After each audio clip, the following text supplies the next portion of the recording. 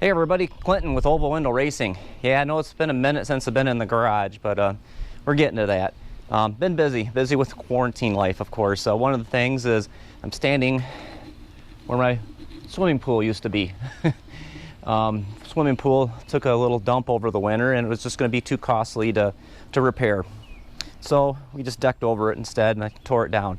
But as you can see, we still have Lake Michigan in the backyard. It was starting to reside and we got a bunch of rain again, and actually we got a lot of rain, and it's actually higher than when it was when I was kayaking it in the last couple of videos ago. County is getting after it and probably going to miss it when it's gone. I mean, right now it's probably deep enough to support fish life. But yeah, we'll walk up back to the garage here and explain to what's going on today. Hey, Mr. Green, Wintergreen, and Fred, it's the rooster. Hey, he's talking back. Yeah, Dan, at Dan's VDub channel, I think it's called, kind of did a little call out. Wanted to have a little fun since we're kind of coming to the end of this whole lockdown quarantine thing, and we're all thinking about getting our Volkswagens or classic cars at that. Back out on the road. Some of us probably have been driving it. I haven't because I'm still working on mine. But yeah, we need safety precautions, and because we're all going to be hitting car shows and driving. And he wanted to do you see the state the car's in. He wanted to do a little call out with you know, a little honk the horn challenge and turn signals. You know, turn signals are very important. I'll tell you a little thing here with Simon is it's dark in here. I've had Simon for 21 years now, and I've never had a horn. Yes, he did originally come with a horn, but he was originally a 6-volt car. And first thing I did when I got him, I converted him over to a 12-volt car, and I just never worried about the horn. I took the horn off, and to tell you the truth, I don't even know where I put the horn. It's possible it's laying in the garage here someplace, or I pitched it during the move. It was kind of a big thing.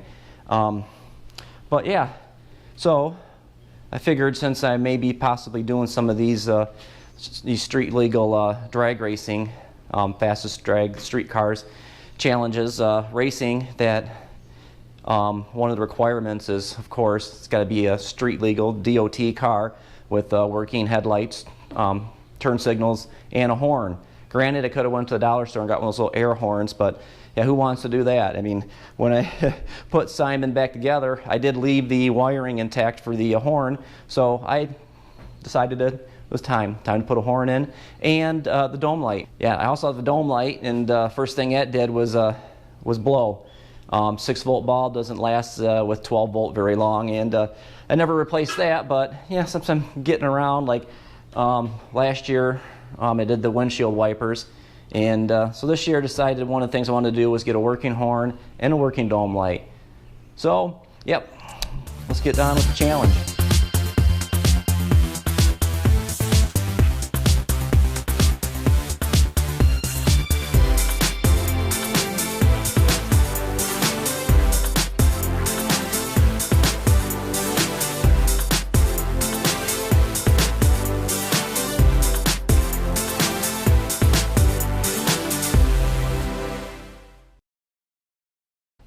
Here's the engine slowly going back together.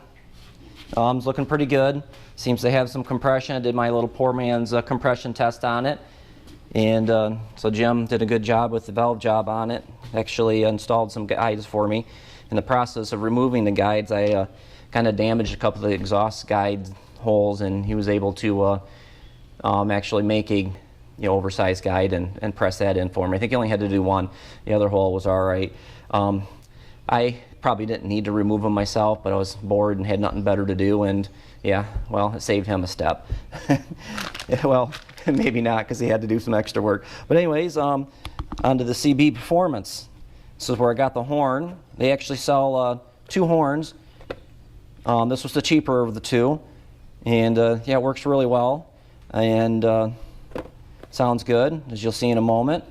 And they also have dome lights, and I bought 2 dome lights. I bought one for Jeremy because he seems to like green lights, so I bought a LED dome light, and I'm anxious to see how that works for them.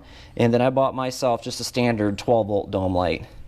And then I got the dome light assembly because in the process of here's my original. In the process of pulling mine out, something that's 60 years old, it broke, unfortunately. So hoping to continue using the same one. They all had these little screw-like deal things to hold your wires in, the old Germans. The new one came with push pins, or yeah, blades. And so I had to do a little resoldering there, but I got this dome light. It was actually inexpensive. Of course, my favorite shopping platform. Got it off of eBay, and I was really pleased to see that the product was not made in China. And looked on here and seen where it was made. Probably made in Brazil, Brasilia. I'm assuming industrial Brasilia is Brazil. I don't see anywhere where it says it's made in China, but yeah, it was a really nice part. Looked a lot like this, but I don't think it's got the chrome trim, which the trim on this isn't very good anymore after 50 years. But yeah, so we'll go down underneath here. This is where I installed the horn. The horn came with the bracket. I had to put a rubber grommet in it. I'm not quite sure if maybe I just needed to wire it backwards, but when I first installed it, I installed it without the rubber grommet, and the horn would honk constantly. But I hooked the 12 volt to the 12 volt, and assuming the ground to the ground, and I don't know, maybe the newer cars are wired opposite, but that rubber grommet through there seems to help. Hopefully, you know, through time it doesn't wear through and all of a sudden the horn starts honking, but yeah, I know where it's at. Now, this car was I believe that's where the original horn was mounted, similar down in that location. But you can see my shabby weld job and grind off. I replaced the lower apron, front apron there. One of the many things I did to the car throughout the years, and you can see my paint is starting to come off. Something I'm going to have to address. I did this winter redo the tan on the car. Before I originally had primer, just a cream primer, but I found a matching regular Rust-Oleum paint, and it sprayed rattle can. You can kind of see some of the streaks.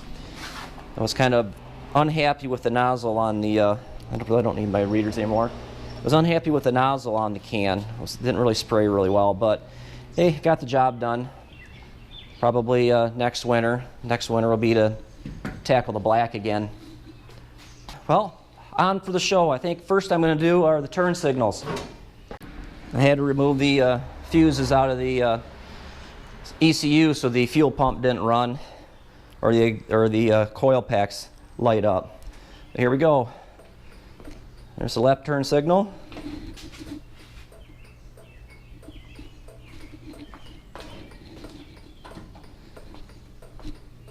Go over here for the right turn signal. Get my mess out of the way. And we'll take a walk back here. Dan didn't show his tail lights, but I got LED replacements from Vintage Speed, I believe it was.